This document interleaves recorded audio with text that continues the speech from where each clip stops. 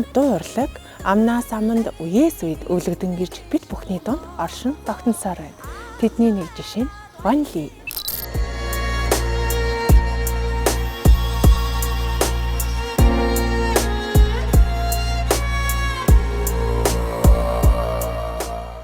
Ван Ли дууг 10 жилийн сурагч байхасаа л эхэлж дуулж ирсэн. Одоогоос 4 жилийн өмнө рэп урсгалд оруулан дуулсан байгаа. Цөөхөл хөгжимтэй энэ дуунуудаас дуулаад яваад байдаг гэсэн. Ван Ли буюу буян хишиг даалам дуу нь Монгол үндэстний үлгэрт шин чанартай ардын дууны томоохон төлөөлөгчөөр тооцогддог. Утга санааны хувьд хувраг буян хишиг даалам нутгийн сайхан бүсгүй Ван Лид сэтгэл алдарснаар энэ дуу 100-100-ыг дамжиж бидний чихэнд хүрсээр байгаа. Тэнгэрийн үлбий бас малрын мэрцаан дагшин ногоон дээрх бурхны гүнгэрва мэлми тоглог гашин харахад уулын мөрөд илгэсэн ван симплүү цэцгийн дэлбэ хараа алтан талын чөлөө хурмас тас гарсан гэлтэй. Энэ дууны тухай гэх юм бол энэ дуу маань хорчин ардын дуу байгаа. Хорчингуудын яг өөрсдийн ард түмэн дундаас гаргаж ирсэн 100-гийн сүм нэмэх сүмийн мөргөлийн сүмийн лам хүний тухай эмэгтэй хүний гоо сайхан чамд хансаг зүйлийг илэрхийлсэн юм илэрхийлэмжтэй юм дуу байгаа.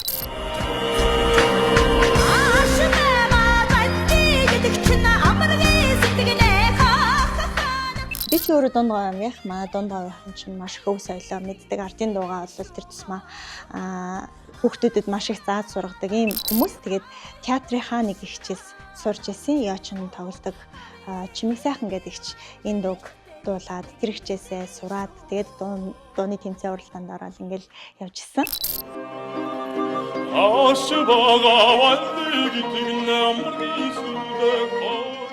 1985 онд Өвөр Монголын өөртөөс хорны улаан мөчирч чуулгын хэсэг уран бүтээлчд 12 сарын 25-нд манай театрт ирсэн. Энэ бол Монголд сүүл дээр нь Өвөр Монголоос ирсэн хамгийн анхных нь л баг. Тэгээд энэ Өвөр Монголын улаан мөчирч чуулга зөөхөн бүрэлдэхүүнтэй, зөөхөн хөгжимчтэй, 8 бүжигчтэй, 4 дуучинтай юм хэсэг уран бүтээлч дээрээд тэгээд энэ насан гэдэг дуучинтай танилцаад найзууд нөхөд болоод дуу солилцсон. Тэгээд надаас бол тухайн үед дуулагдж исэн хүмүүсийн сонирхож исэн хөгжмийн зохиолчдын дуунуудыг аваад би насангаас одоо Өвөр Монголын ардын дуунуудаас нэг эдээдэн дуу аваад үгэн одоо хуучин бичгээр хэлүүлж бичиж аваад энэ дотор бол Ван Ли өөр дуу уран дуу авсан. Ардын дуу гэдэг бол зүгээр нэг аялал биш. Түүхийг гэрчлэх тухайн цаг үед амьдарч байсан хүмүүний баяр гоник хүсэл мөрөөдлийн амьд гэрч болж бидэнд хадгалагдсан үлдсэн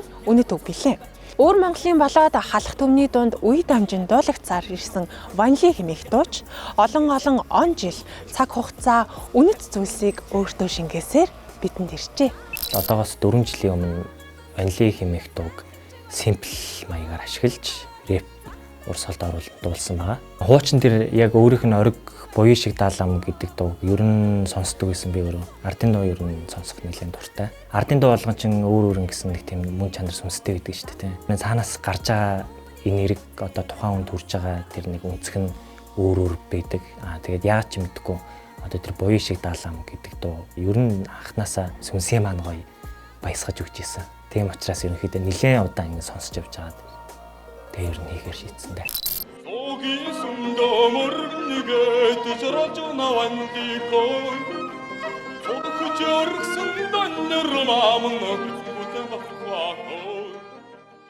Чин 85 оны 12 сард Яочингийн Мин дамар гээд мундаг одоо хөгжмийн зохиолч нэг ийм дуунууд би авсан юм аа. Энэ дуунуудыг хоёулаа үзэж сонирхохыг нотлуулмаар байна. Тэмэндээ чамд энэ дуунуудыг чинь бичлэг хийж өгье. Сайхан оркестрийн бичлэг хийж өгнө гэж тэгж ярилцаад би яг тухайн үед нь зөөхөл хөгжмөнтэй энэ дуунуудаас дуулаад яваад байдаг гэсэн.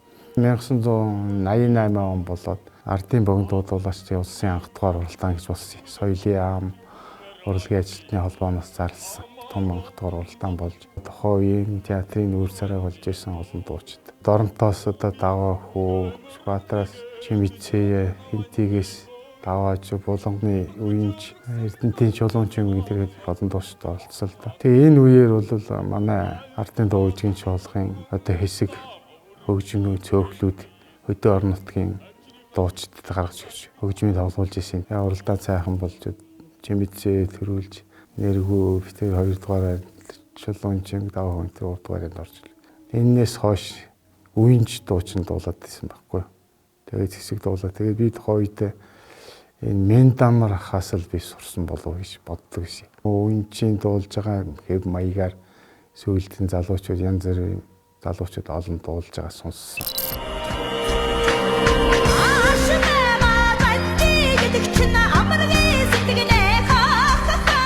Миний хувьд бол Ванли дууг 10 жилийн сурагч байхасаа л эхэлж дуулж ирсэн. Энэ дууг сураад, дуулаад, тэмцээн уралдаанд ороод, за байр эзлээд ингээд дуулаад явдаг байлаа. Хожим хойно оюутан болоод энэ дууг одоо сайхан уран бүтээл болгоё гэж шийдээд тухайн үеийн Аран заах буюу одоо бас Бат Эрдэнэч гэж ярьдаг, Аран заач гэж ярьдаг, Аран рок хийдэг ах дээр очиод та энэ дунд юм гоё этник маягийн аран рок хийгээд өгөөч гэд захиалаад тэгээ хийж өгсөн.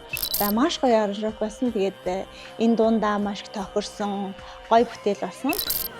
Цаг үеэр нь хөөгд үзвэл ардын дунд мөнхөрсөн гоо охин Ванли одоогийн Хорчин нутгийн зүүн гарын хойд хошууны Нугастай суурьны сүмийн хаалгатай багийн малчин бүсгүй нутгийнхаа бумб гих залуутай хуримлан аж төрж байваа. Харин хурмын дараачаас бүсгүй эдгэршгүй хүнд өвчин туссан бөгөөд уг өвчнийг алтан хаалгатай сүмийн ширээд лам илаашруулж өгсөн түүхтэй.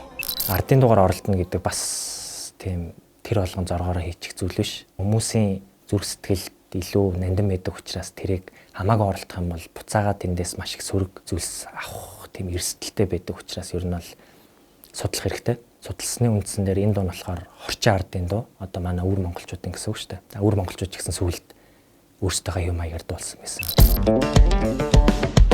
자도시건 자시 직제 자자월리 장관 하러가면서 덕슨 자들대월리 자힌 얼른 잘라주던 우쭐 금머러 월리고 작을 보르다 마음은 우쭐 저러말 월리 Түүх судлаачид, ардын урлаг судлаачид бол энэ дууны тухай бол бас нэлээ судалгааны шинжилгээ юм байдаг ба. Ардын дуу өөрөө тухайн одоо цаг хугацааны одоо соёлыг тэр чигтэн тээж идэг гэж хэлж болно. Тухайн үеийн Мөгдө хотын зуугийн шар сум гэж байсан одоо тэр сүмийн лам нэг эмэгтэйг эмчлээд түүндээ сэтгэл алдарсан тухай. Тэгээ лам хүн өөрөө сахил хүртсэн сахилтай хүн учраас ямар нэгэн тийм хайр дурлалын холбоо хин нэгэнтэй тогтоож болохгүй. Үгэн дээрээ ч гэсэн гардаг штэ тийм нэг бачуурж байгаа тийм нэг зураг гэх юм уу.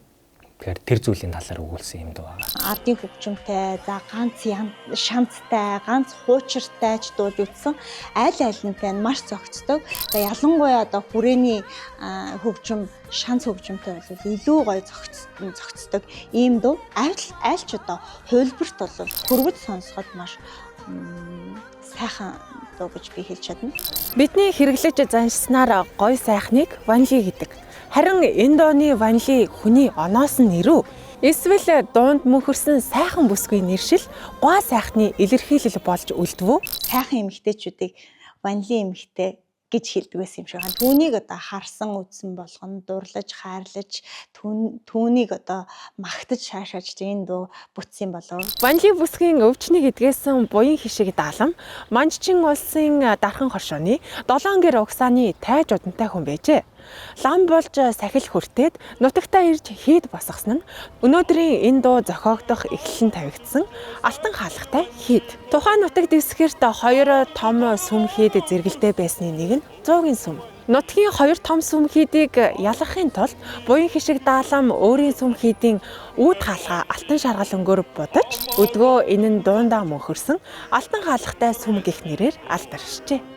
Зуугийн сүмдээ мөргнийгээ дэжрам навандикой Зуд хүчргсэн доннер маамн зүтэн баххаатой Залбираад дурван удаа мөрг хийхэн үестэй Цамчныхан шүсийг залгиж заграад унваако Ардын дуу гэдэг бол үеэс үед амнаас амд амжаад шинжлэн өөрчлөгдөж байдаг учраас янз бүрийн байдлаар хүмүүс дуулж явах шиг байна. Ванли дууг бол сүүлийн үеийн залуучууд хип хоп хөгжимтэй хослуулад ингээд дуулаад хүмүүс их сонирхож байгаа юм байна.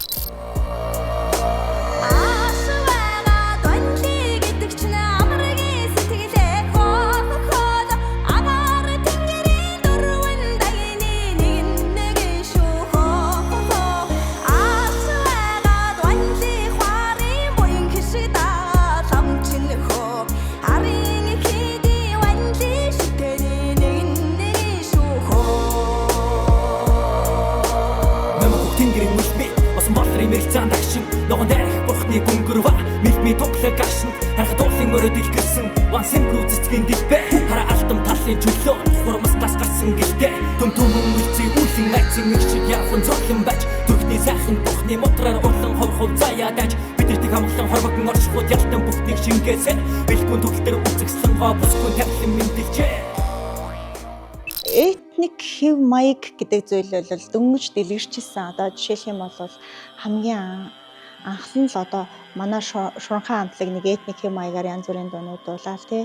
Тэгээд энэ хөх торгон дээлгээд дууг одоо Монгол Улсын гавьччин бандрагч дуулаад тэрний араас л шил дарж гарч ирсэн. Миний дуусан хувилбар л та. Хүмүүс сонсдог тийм дуу уран бүтээл болно доо гэж бодоагүй. За нэг л юм оюутан охин нэг юм дуу хийгээд үзье даа гэсэн чинь хүмүүст маш их хүрсэн. Тэгээд тухайн үед намайг очихоор буян шиг даалаамаа дуулаад өгөөрэй гэж айгүйх захиалдаг байсан. Одоо ч гэсэн хүмүүс сонсоод бол буян шиг даалаамаас өөддгөө яг тэр хувилбараараа би дуулж явдаг.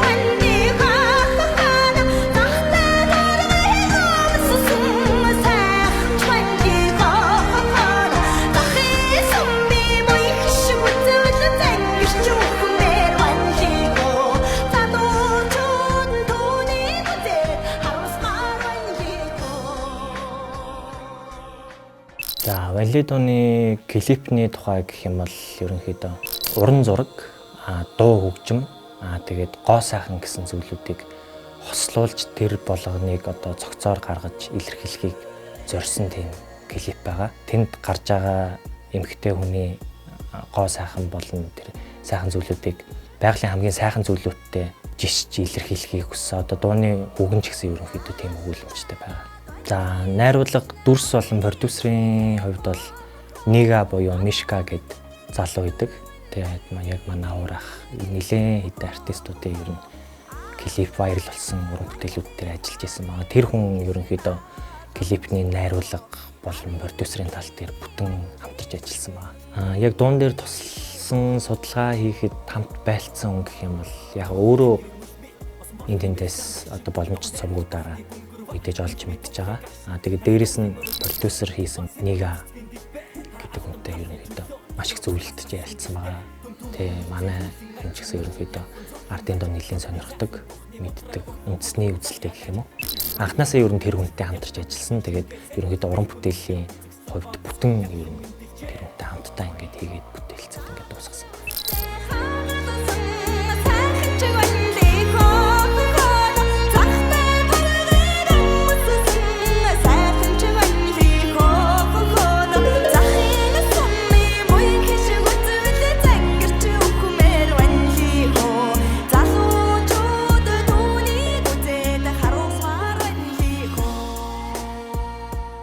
Одоогоор Ванли бүсгүйн төрж өссөн нутаг болох Сүмийн хаалхтай багт түүний өр хойч садан төрөл нь тасраагүй. Тийм ч учраас уг дууны үлгэр түүхийг амнаас аманд найрнаас найр нь эгшиглүүлсээр байгаа. Ийхүү тайж хүний хүү буян хишиг харцын охин Ванли нар хайр сэтгэлтэй болж хорчин ардын дуу Ванли буюу буян хишиг даалам дуу төржээ. Хос хоёр буданд хорвоод ханилан жаргаагүйч хайрын дууг нь ард олон мөнхөлж зүүн зунаар дуулагдж байгаа нь энэ болоо.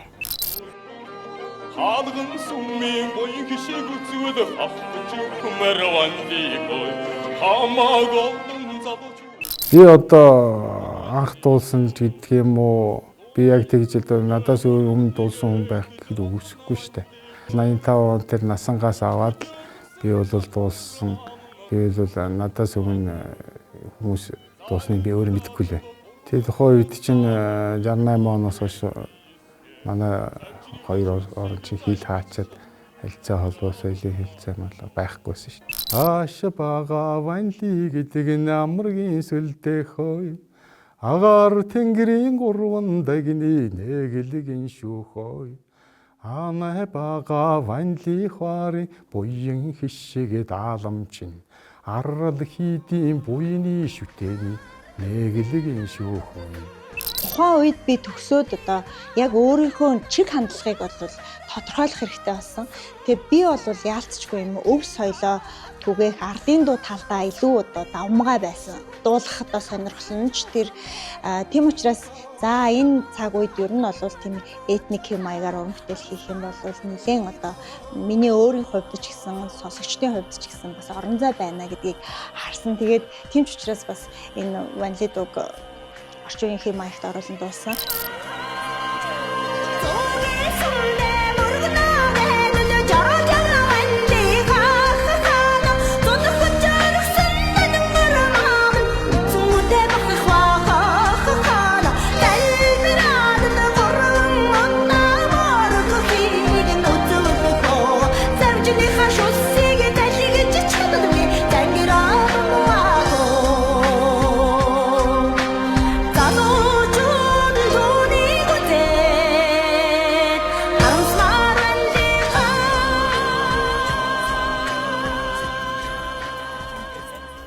Ардын дууг ерөнхийдөө орчин үеийн залуус тэр болгоно мэддэггүй.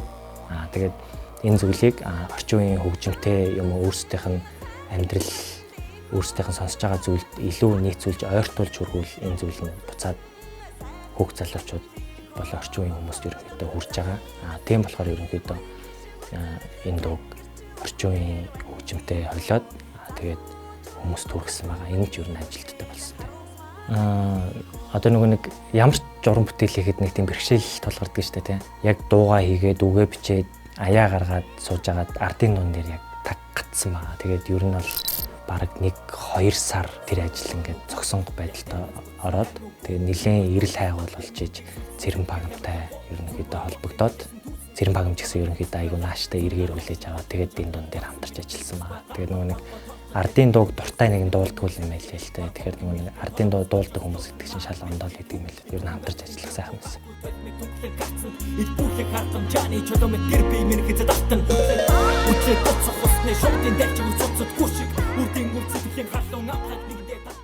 Галт над руу ярьжсэн байхгүй нэг өдөр хичээ би таны одоо энэ ванли дууг буян шиг даалам ванли дууг сонсоод энэ ингээд рэпертэй холчвол айгүй гоё юм шиг санагдаад та ирээд дуулаад өгөөч гэж надад санал тавьжсэн байхгүй. Тэгээд би тухайд за тгийг чид миний ерөөсөө ажил ерөөсөө болоогүй амжаагүй. Тэгээд тэр галт гэж залуу өөр нэг бүсгүйтэй дуулуулад тэр нь бол нэлээд одоо үзэгчдийн сонсогчдын бол хүртэл болчихсон хит болцсон гэж явж байгаад маш их баяртай байдаг.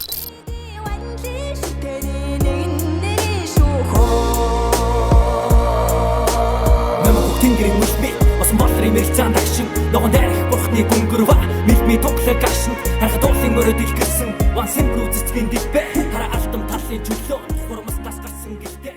Ванли дууны этгээд хачин гэмээр түүхүүд албан ёсоор бас аман байдлаар хөвөрсөөр байдаг. Жишээ нь хүрээний нэгээр төрсөн охиндоо дурлаад 18 нас хүрмэгц гэрлэж авч суухдаа ууг дууг зохиож өгсөн гэх түүхүүд ч байдаг. Гэвч үнэн хэрэгтээ ууг дуу хүсэвч хясаж байгаа хайр дурлалын хэлхээ холбоо хорвоод нэгэн цагт амьдарч байсныг гэрчилдэг. 18 та охиндоо дурлсан аавын тухай дуу гэж хүмүүс ойлгодгоо. Тэр бол тийм биш ээ гэж чинь. Буян хишиг бол тэр 18 та охинд дурлсан тухай л хайр сэтгэлийн дуу байхгүй.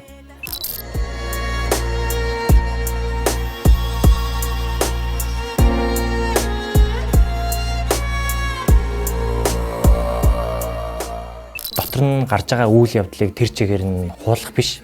Тэрэндээс инспайр аваад өөрийнхөө юу бодож байгаа яг өөрийнхөө өнцгөөстэй дахиж шинээр найруулад хийсэн байгаа. Тэгээд тэгж найруулахдаа болохоор эмэгтэй хүн их хүнээс ер нь бүгд гарсан учраас тэр зүйлийн хамгийн сайн сайхан зүйлийг нь илэрхийлж гаргахын тулд одоо нэг дууны үг эхлэхдээ номин өх тэнгэрийн үлмэд усан болрын мэрэлцэн тагшин гэдэг эхэлдэг шүү дээ. Тэгэхээр ерөнхийдөө тийм нэг байгалийн хамгийн гоё зураглалуудыг жишиж ерөнхийдөө хийсэн байгаа. Энэ дууга тэрэл явж байгаад санаандгүй одоо хам бистүүд дээр очиж та энэ дуунд одоо клип хийгээд өгөөч гэж захиалаад клип хийлгэж байла. Тухайд өвөл хийсэн байхгүй. Тэгээд өвөл Чожин ламын сүм үзээд зураг авч яасан. Хувцс нь өөрөө юм нэг мөр гарсан хувцастай. Тэгээд маш хүйтэн яг өвлийн дөм өвлөөр Чожин ламын сүм үзэж чинь тухайн үед халаалт байдаггүй яг тийм хэсэгт нь хүүтэн байх үед нь зураг авахулж илаа маш их даарж ирсэн ал санд одоо энэ дуу маань ерөнхийдөө одоо телевизээр маш сайн яваад хүмүүсийн бас сонсох туртай уран бүтээл болсон л доо.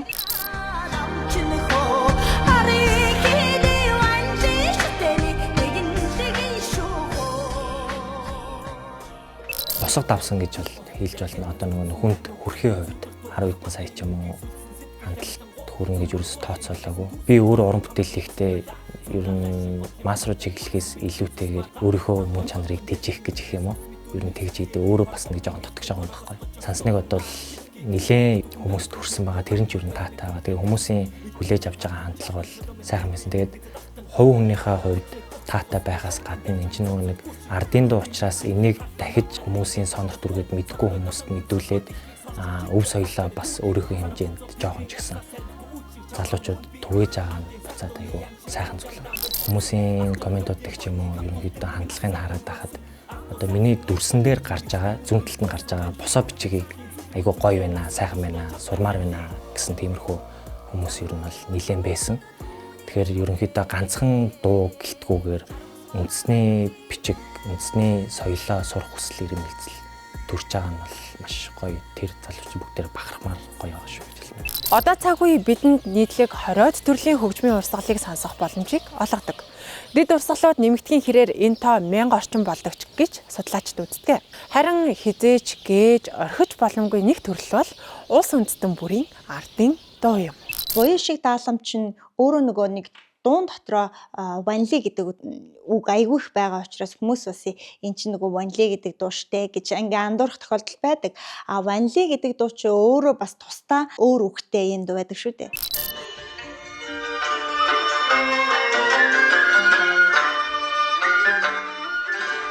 Эрхэм сонсогчдоо өнөөдөр бид шог хошин харилцаа дууны нэг болох ванли гэдэг дууны томгоос ярина. 19-р зууны эцэс 20-р зууны ихэнх үед ижил нэртэй Монгол ардын дуу ванли үүсэж өргөн дэлгэрсэн байдаг. Хошин өгүүлэмжтэй харилцаа дууг орчин цагийн сонсогчид Монгол улсын гавьяа жүжигчин Чулуунхүү агсны дуулсан хувилбараар нь сайн мэднэ.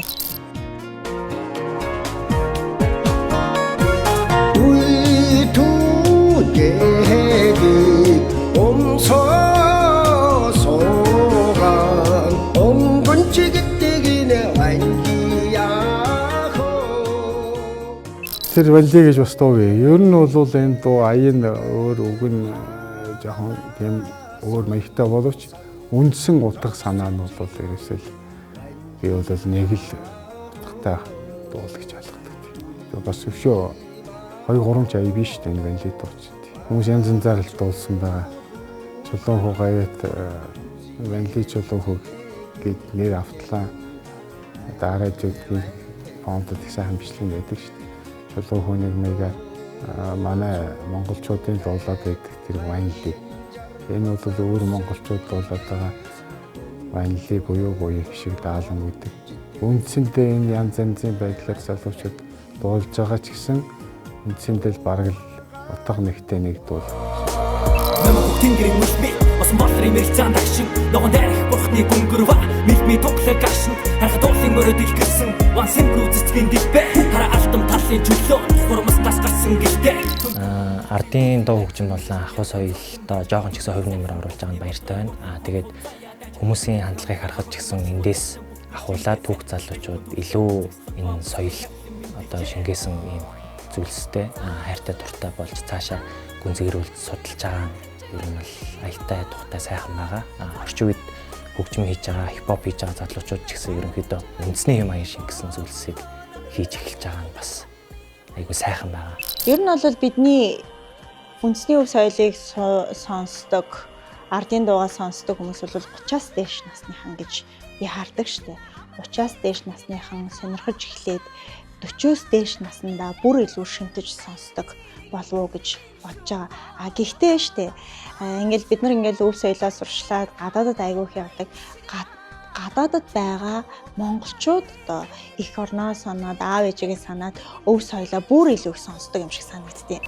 Дуун дээр авч исэн сэтгэлийн хувьд гэх юм бол энэ дууг сонсоод монгол хүн болж төрсөндөө баяртай байна гэж бичсэн комент байсан. Тэр нь бол үнэхээр гоё комент байсан. Ерөнхийдөө монгол хүн болж төрсөндөө одоо миний дууг сонсоод бахарх сэтгэл төрж тэрийг нь өдөөж өгч юм гэдэг миний хувьд бол үнэхээр таатай байсан. Тэгээ ерөнхийдөө энэ тийм хүн амттай таарахад хүртэл ерөнхийдөө ванилын тийм гэдэг юм үндэсний зүйл шингээсэн байдаг. Хипхоп гэхээр өрний соёлыг дорны соёлтой болоход яаж гарч байгаа вэ те. Одоо тэгээд дийлэнх масс нэг хөрсөн дээр буухгүй зүйлүүдийг бас Монголд боломжгүй зүйлүүдийг харуудын амьдралаар амьдрах гэж байдаг юм те. Тиймэрхүү зүйлүүд бас хандлага ажиглагдаг. Тийм бишээр өрний соёл дорны хүмүүсийн сэтгэлгээгээр гарвал хэрхэн гарах зүйлийг харуулж чадсан та баяртай. Анханасаа зүгээр жирийн дуу биш ардын дуугаар оролцсон байхгүй. Тэгэнгүүт энэ зүйлийг маш нягт цэгцтэй хийжээж зөв зүйл гарна штэ ер нь бол. Анх хийсэн зүйл нь ерөнхийдөө нэлээд хол явцсан. Тэгэхээр дахиад ардын дуугаар хамаагүй оролдоод ингээд хийгээд тахаар бас нэг талтаа болохгүй болов гэсэн айцтай байгаад байгаа. Түүнээс хүсэл бол байгаа. Тэгэхээр яг бодд сансан тийм зүйл бол байхгүй дотроо бол бодол яваад байгаа. Гэхдээ цаг нь болохоор л гарах байхаа. Энэ дуу маань тий орчин үеийн хүүхдүүдэд хүрээд тэр тусмаа рэперүүдэд бас сонсох дуртай болоо түүнээс сэдвлээд одоо орчин үеийн рэпертэй хойлж үндэсний өв соёлоо ингэж дахиад энэ хойч үедээ дэлгэрүүлэх түгээх энэ миний уран бүтээл сэдв болж явж байгаад маш их баяртай байдаг. Галт дүүдээ бас уран бүтээлийн бас өндөр амжилтыг хүсье өрөө. За тэгээд нийт ванили дууг маш эргээр хүлээж авсан энэ дууг сонсдог сонсогчдод бүгдэнд нь баярлалаа гэж хэлмээр байна. Тэгээд альва уран бүтээл хийхэд, альва дуу хийхэд одоо ганцхан сонсогч гэлтгүү уран бүтээлчд маань өөрсдийнхөө ахуй соёл болон үндэсний ондоочлыг аль болох шингээж өгж байгаарай. Энэ зүйл нь бидний бас нандин зүйлүүдийн нэг хэсэг шүү гэж хэлмээр байна. Баярлалаа. Энэ дууг нэг хүн бүтээгээгүй, нэг үе эзэмшээгүй, нэг нутагт ч баригдаагүй. Энэ бол хорчин ардын дуу Ванили. Ванили бол хуучин дуу биш. Ванили бол зүгээр л удаан аялсан дуу.